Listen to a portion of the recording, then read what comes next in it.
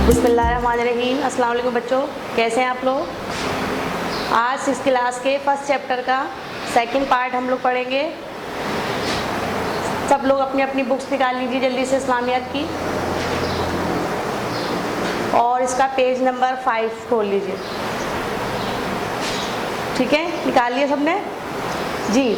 Last time हमने आपको अक़ीदा तौहीद के बारे में बताया था कि अक़ीदा तौहीद क्या होता है कि अल्लाह ताला पर ईमान रखना और इस बात पर ईमान रखना कि अल्लाह ताला एक है और उसका कोई शरीक नहीं है, और वो अपनी ज़ात में, अपनी ताकत में, अपने इख्तियार में यकता है, अकेला है, उस जैसा कोई नहीं।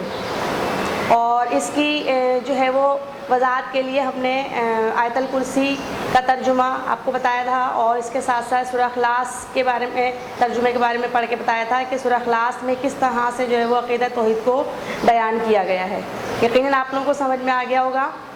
आज जो है हम आपको अक़ीदा तौहीद के बारे में मज़ीद डिटेल बताते हैं, और आज इसकी दलाइल जो है इसके हक़ में दलाइल से साबित करेंगे कि अल्लाह ताला की ज़ात जो है वो वाहिद है और उसके साथ कोई दूसरी ज़ात जो है वो शरीक नहीं है। इस कायनात को सिर्फ़ और सिर्फ अल्लाह ताला ही चला रहा है।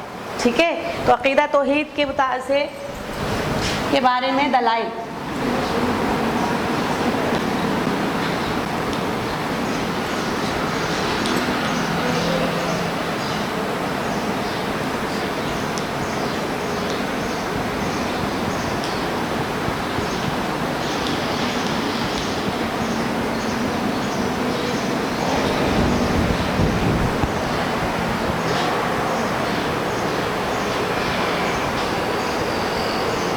जब ये कहा जाता है कि अल्लाह ताला एक है और इस कायनात को चलाने के लिए उसको किसी साथी की ज़रूरत नहीं और उसका कोई शरीक नहीं है, तो इस बात के सबूत के तौर पर हम देखते हैं कि इस कायनात का जो निज़ाम है, जब से हम पैदा हुए या हमारे वालिदैन या हमारे आबा व अजदाद, यानी कि जब से ये दुनिया वजूद में आई है, हम ये देख रहे हैं कि इस कायनात का निज़ाम बड़े ही मुनज़्ज़म तरीके से चल रहा है, और आज तक इस निज़ाम में किसी किस्म का कोई खलल या कोई ख़राबी पैदा नहीं हुई। ठीक है, तो और आप देखें कि हर काम जो है वो अपने तरीके से हो रहा है। सूरज जो है वो अपने वक्त पर निकलता है और अपने वक्त पर ही जो है वो गुरूब होता है। चाँद जो है वो अपने वक्त पर निकलता है और अपने वक्त पर तुलू होता है। कभी ऐसा नहीं हुआ कि सूरज की जगह चाँद निकल आए या चाँद की जगह सूरज निकल आए। इसके अलावा सितारे, सैयारे सब अपने जो है वो रास्ते पर जो है वो चल रहे हैं। किसी को कभी ऐसा नहीं हुआ कि जो है वो सूरज की जगह चाँद आ जाए और चाँद की जगह सूरज आ जाए, या सितारे और सैयारे अपने रास्ते से भटक जाएं। इसके अलावा ज़मीन का हर काम, हर सिस्टम जो है वो अपने बिल्कुल पहले दिन से और आज तक जो है वो अपने मुनज़्ज़म तरीके से चल रहा है। तो ये, और आप देखें सर्दी के बाद जो है वो बहार आती है, और बहार के बाद गर्मी, और गर्मी के बाद ख़िज़ां। कभी ऐसा नहीं हुआ कि मौसम के आने में तब्दीली हो जाए। ठीक है, तो दुनिया का जो पूरा निज़ाम एक मुनज़्ज़म तरीके से चल रहा है, ये इस बात की दलील है कि इस कायनात को चलाने वाली जो हस्ती है वो एक है, वो वाहिद है। क्योंकि हमें पता है कि जब एक काम को करने वाले एक से ज़्यादा अफराद होते हैं, तो ऐसी सूरत में उनके दरमियान लाजमी तौर पर कहीं ना कहीं इख्तलाफ पैदा हो जाता है, और इख्तलाफ की सूरत में वो काम बिगड़ जाता है। लेकिन हम देखते हैं कायनात का निज़ाम जो का तू चल रहा है बड़े ही मुनज़्ज़म तरीके से, तो इसका मतलब है कि इसको चलाने वाली ज़ात जो है वो सिर्फ़ और सिर्फ एक है, और वो है अल्लाह ताला की। क्योंकि अगर एक से ज़्यादा खुदा होते तो हर खुदा जो है वो इस निज़ाम, कायनात के निज़ाम को अपनी मर्ज़ी से चलाने की कोशिश करता, और नतीजा क्या निकलता, पूरा का पूरा निज़ाम दरहम बरहम हो जाता। आप इस बात को अपनी बुक में देखें किस तरह से बयान किया गया है। पेज नंबर 5 पर दलाइल हेडिंग है, उसमें देखिए, कायनात की हर चीज़ में अल्लाह ताला की वहदानियत की दलील है। सूरज अपने वक्त पर तुलू और गुरूब होता है, चाँद और सितारे अपने अपने रास्ते पर चल रहे हैं, ہر موسم اپنے وقت پر آتا ہے، دنیا کا پورا نظام ایک منظم طریقے سے چل رہا ہے، جو اس بات کی دلیل ہے کہ اس کو چلانے والی صرف اور صرف اللہ تعالیٰ کی ذات ہے۔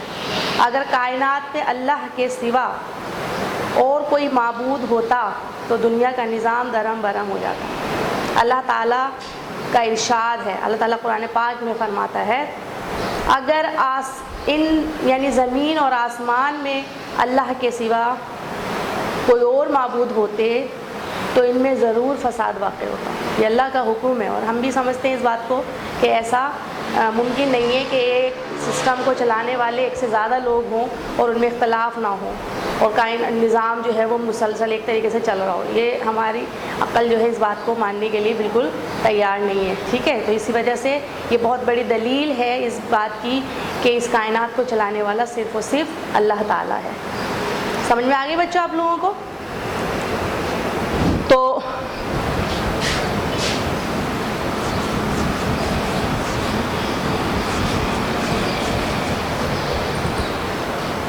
اب سارے بچے جو ہے اس پیراگراف کو اپنی کاپی میں لکھیں گے، ٹھیک ہے، ریڈنگ کریں گے اس کی۔ اور اگلا ٹاپک جو ہے ہمارا وہ ہے توحید کے تقاضے۔ اگلا ٹاپک کیا ہے ہمارا؟ توحید کے تقاضے۔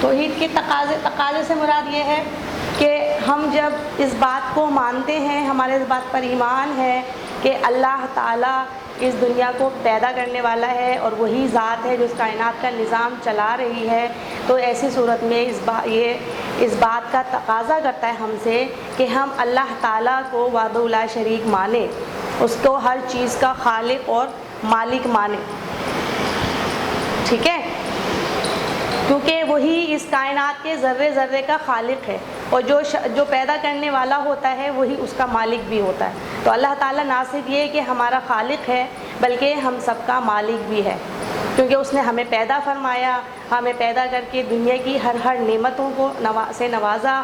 اللہ تعالیٰ نے اس کائنات کی ہر چیز کو پیدا فرمایا ہمارے فائدے کے لیے، اور اس طرح سے جو ہے ہماری زندگی کو آسان بنا دیا۔ تو اب یہ تمام باتیں جو ہے اللہ تعالیٰ کی جو ہمیں پیدا فرمایا اس بات کا تقاضا کرتی ہیں کہ ہم جو ہے صرف اور صرف اللہ تعالیٰ کی عبادت کریں۔ سب سے پہلے ہمارا ایمان اس بات پر ہونا چاہیے کہ ہم اللہ تعالیٰ کو خالق مانیں، اس کائنات کا سب سے جو ہے پوری کائنات کا خالق جو ہے وہ صرف اور صرف اللہ تعالیٰ۔ تو پہلا تقاضا کیا ہے؟ کائنات کا خالق صرف اللہ کو مانا جائے، یہ پہلا تقاضا ہے اس کا، ٹھیک ہے۔ اللہ تعالیٰ ہی اس کائنات کا خالق ہے۔ توحید اپنے بک میں آ جائیے ذرا، پیج نمبر 5 پر تقاضے کی ہیڈنگ ہے، اس میں نیچے لکھا ہوا ہے توحید کا پہلا تقاضا یہ ہے کہ اللہ تعالیٰ کو ہی ساری کائنات کا خالق مانا جائے۔ ارشاد باری تعالیٰ ہے اللہ کو خالق و کل شیء، یعنی کہ اللہ تعالیٰ ہر چیز کا پیدا کرنے والا ہے، ہر چیز کا خالق ہے، یعنی اللہ تعالیٰ ہر چیز کا پیدا کرنے والا ہے، ٹھیک ہے۔ اور جب ہمیں اس بات پر ہمارا ایمان ہو گیا، ہمیں پتہ چل گیا کہ اس کائنات کو پیدا کرنے والا اللہ تعالیٰ ہے، تو پھر یقیناً ہر چیز کا مالک بھی جو ہے وہ اللہ تعالیٰ ہے۔ تو دوسرا پوائنٹ ہم لکھ سکتے ہیں، آپ اپنی کاپی میں لکھیں گے، دوسرا پوائنٹ اپنا خود بنائیں گے، ٹھیک ہے، کہ اللہ تعالیٰ کو توحید کا تقاضا کیا ہے؟ اللہ تعالیٰ کو ہر چیز کا مالک مانا جائے، یعنی کہ اس کائنات کا ذرے ذرے کا جو مالک ہے وہ اللہ تعالیٰ ہے،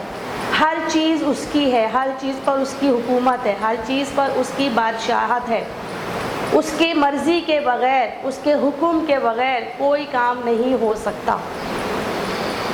وہ صرف اس دنیا کا بادشاہ نہیں ہے، اس دنیا تک اس کی حکومت نہیں ہے جو ہمیں عارض طور پہ نظر آ رہی ہے، بلکہ وہ روز جزا کا بھی مالک ہے۔ وہ دن جب ہمارے اعمال کا ہمیں بدلہ ملے گا.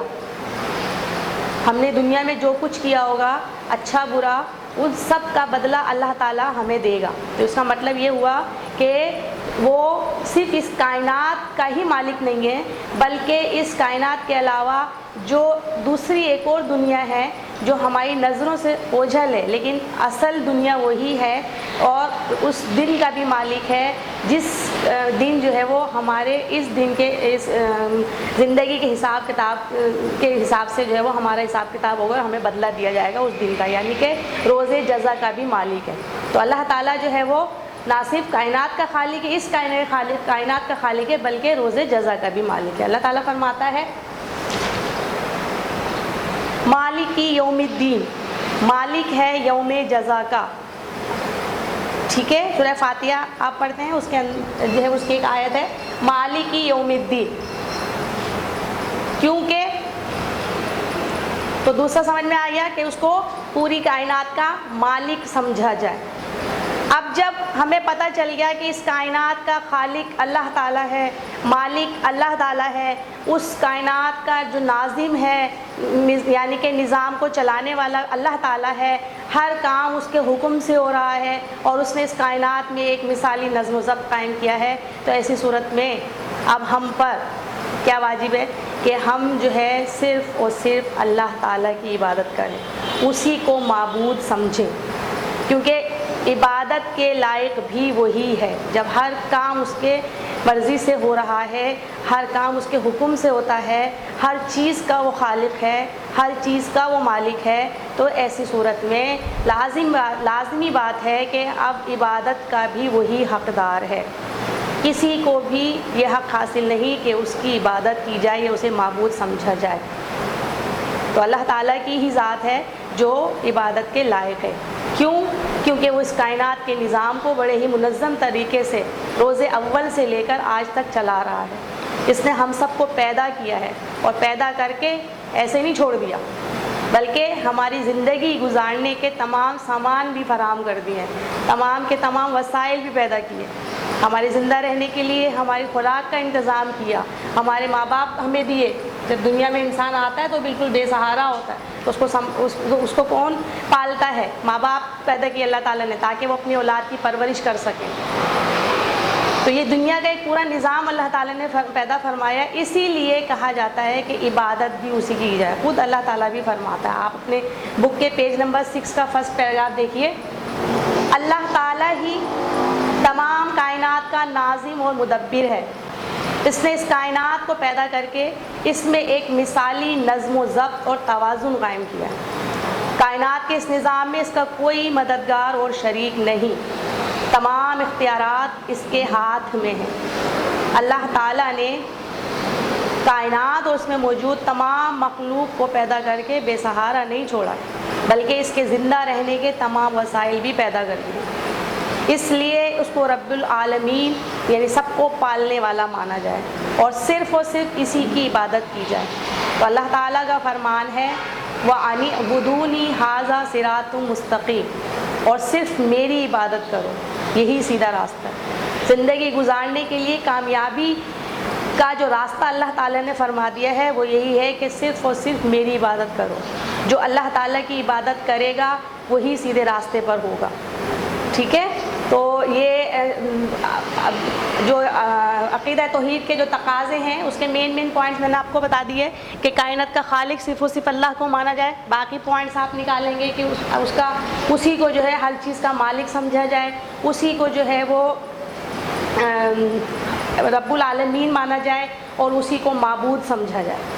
ٹھیک ہے, تو اس طرح سے جو ہے آج کے کلاس میں ہم نے عقیدہ توحید کے حق میں جو دلائل پر بحث کی اور عقیدہ توحید پر ایمان لانے کے بعد جو ہے کس بات کا تقاضا ہم سے کرتا ہے کہ ہمیں کس قسم کا رویہ اختیار کرنا چاہیے, کس قسم کے ہمارے ذہن میں جو ہے وہ خیالات یا ہماری جو ایمان ہونا چاہیے, عقیدہ ہونا چاہیے, تو وہ ہم نے اس بات پر آج ڈسکشن کر لیا. ٹھیک ہے بچوں, اب آپ سب بچے اپنی کاپیز نکال لیجئے جلدی سے. آج کا ہم جو ہے کلاس ورک کریں گے.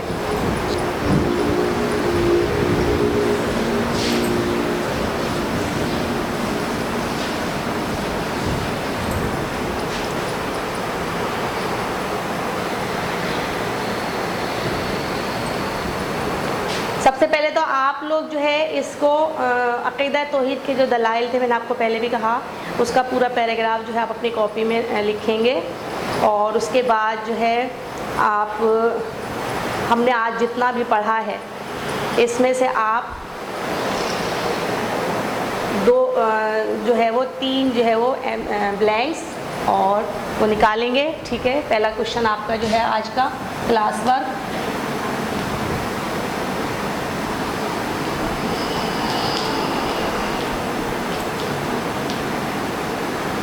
تین خالی جگہ لکھیں.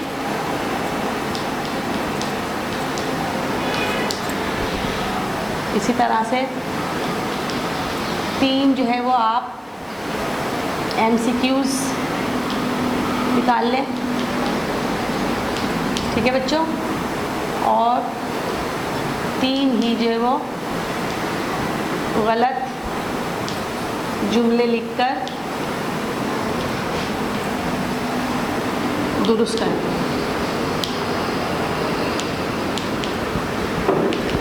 ٹھیک ہے، سمجھ آ گئی آپ لوگوں کو؟ اس کے بعد جو ہے سب نے کر لیا ہوم ورک، کلاس ورک؟ چلیے اب آپ کو ہوم ورک دیتی ہوں میں آپ کو.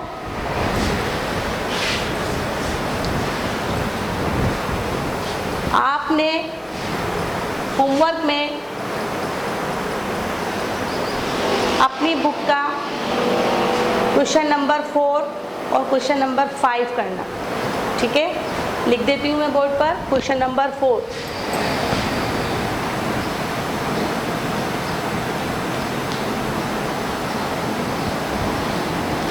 پیج 7 اور کوشچن نمبر 4 اور 5. ٹھیک ہے، تو پہلا سوال ہے توحید کے چند دلائل بیان کیجیے. توحید کے چند دلائل بیان کیجیے.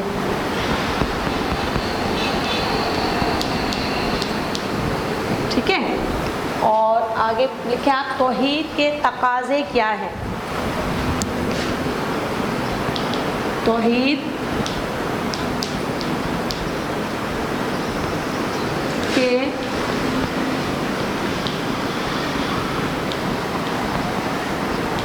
تقاضے کیا ہیں. ٹھیک ہے بچوں، یہ آپ کا ہوم ورک ہو گیا. آپ اس کو کیجیے. اب اس چیپٹر کا جو ہے وہ صرف ایک لاسٹ ٹاپک ہمارا رہ گیا ہے. انشاءاللہ تعالیٰ نیکسٹ کلاس میں اس کو پڑھیں گے، ڈسکس کریں گے. تب تک کے لیے اللہ حافظ.